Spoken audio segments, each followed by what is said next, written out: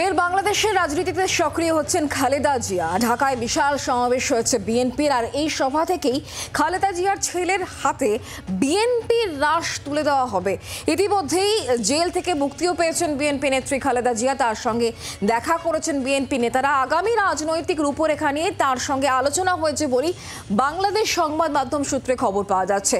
সোমবারই খালেদা জিয়ার মুক্তির নির্দেশ দিয়েছিল বাংলাদেশের সেনা প্রধানের তরফ থেকে, সেই নির্দেশ দেওয়া হয়েছিল।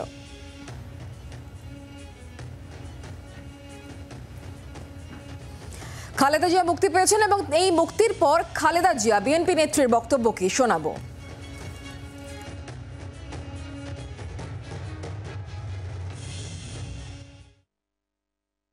দীর্ঘ আন্দোলন সংগ্রাম ও ত্যাগের মধ্য দিয়ে আমরা ফ্যাসিবাদী অবৈধ সরকারের কাছ থেকে মুক্তি পেয়েছি।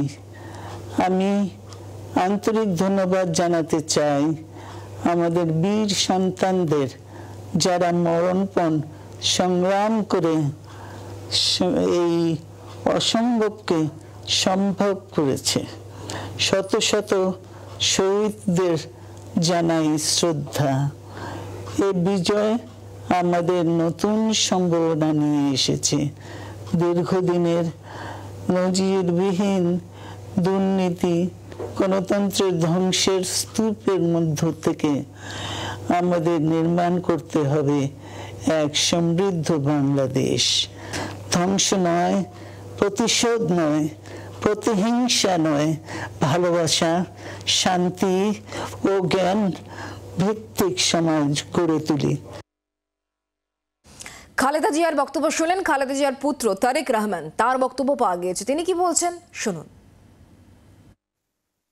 গৌরবজনক এই ঐতিহাসিক মুহূর্তে বাংলাদেশের সাহসী ছাত্র জনতাকে বিরচিত অভিনন্দন।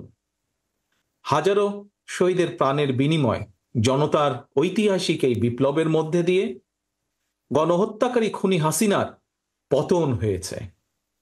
রাহু মুক্ত হয়েছে আমাদের প্রিয় বাংলাদেশ। জনতার বিপ্লবের প্রথম ধাপ চূড়ান্তভাবে সফল হয়েছে।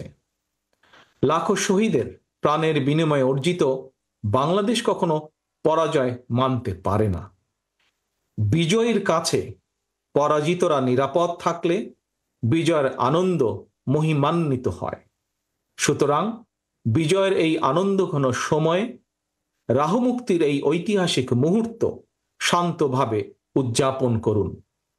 অনুগ্রহ করে কেউ প্রতিশোধ কিংবা প্রতিহিংসা পরায়ণ হবেন না।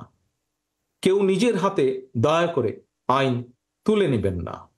অর্জিত বিজয় যাতে লক্ষ্যচ্যুত না হয় সে ব্যাপারে জনগণকে সতর্ক দৃষ্টি রাখতে হবে। বাংলার আওয়াজ, বাঙালির আবেগ, জি 24 ঘন্টা।